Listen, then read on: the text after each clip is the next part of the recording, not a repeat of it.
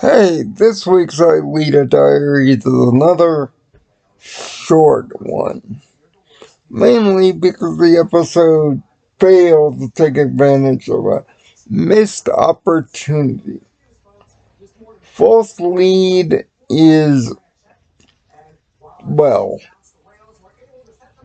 interesting, but not in the way that you would normally think. Two government agents, similar looking to the dreaded Men in Black that Aelita had to deal with when she was younger, decided to drop by in the school. They know about uranium, and they're curious to see which student is in on it. Now, of course, this could imply that the battery is dying again, but it's never brought up. The government agents take full stock in the school to spy on everyone, taking the boiler room and Jim with them. That's right, Jim is a compliant little submissive. Yes, it's comical. Yes, he's a total screw up. And, but it puts pressure on our intrepid heroes. The secret might actually be in danger here. But again, missed opportunity. Why? Because it doesn't go deep enough. And worse yet, the the government agents that are here are not the real deal. They're just Xanaspectors. Two very powerful Xanaspectors, but Xanaspectors nonetheless. What's his goal? To destroy his old supercomputer home. To kill it at the source. Literally.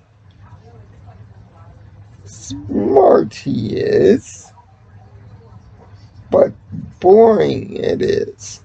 We all know that there's more episodes of the show to go, so of course the plan fails in typical Code Lyoko fashion. But seeing Lyoko itself under threat of deletion and seeing things glitch out as the computer is like physically in pain is interesting, I guess. And oh yes, the odd torture continues. We finally find out the principal's name. Not not by any teacher saying it or anything, although it's been said once or twice. But it's really highlighted here. Due to John Pierre, the Tamagotchi.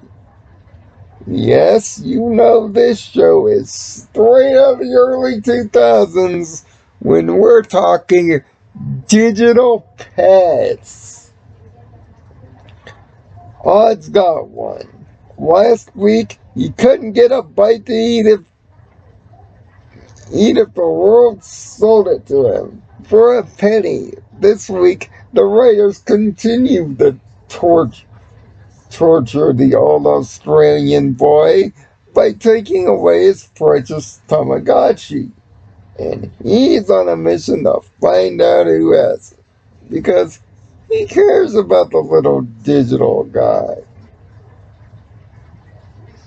But in his effort to do so, he finds out the worst thing of all. His friends took it. Yes, they go full incognito, mysterious ne'er-do-well douche mode and take the Tamagotchi for themselves. Why? Because Odd's getting too addicted to it. And it was Yumi's idea. Is this supposed to teach kids not to get addicted to digital things? Well, it completely fails at that. Not only does he not get it back, it ends up in the hands of Hiroki, who ends up dropping it, and it ends up dying before Hiroki can do anything. After that, Hiroki gets rid of it, and it's smashed by a car. Poor Odd. He just can't win anything for 2 weeks in a row after all.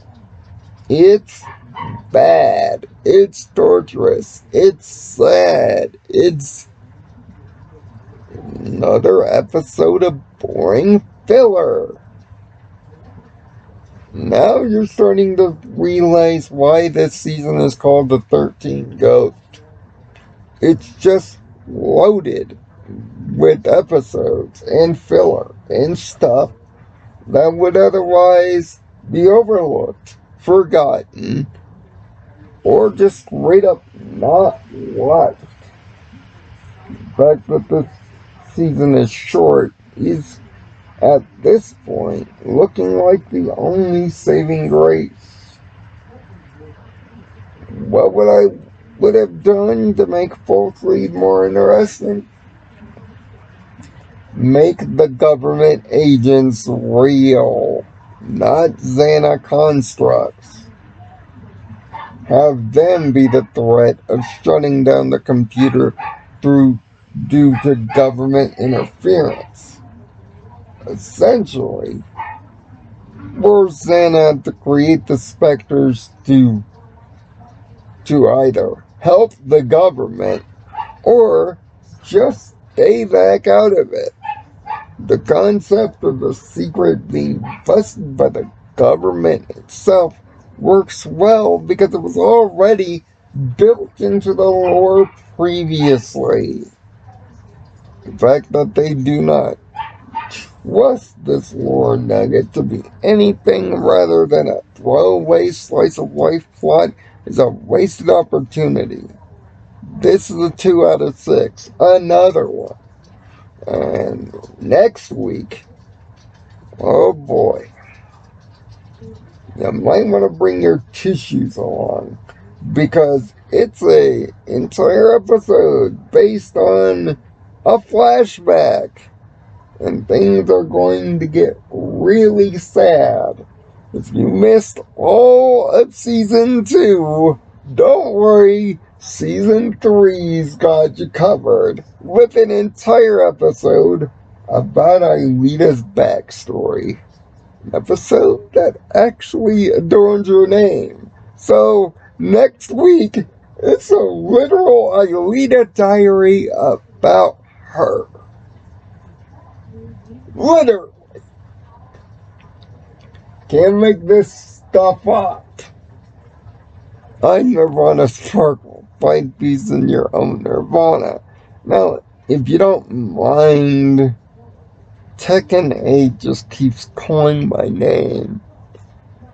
And that's no false lead.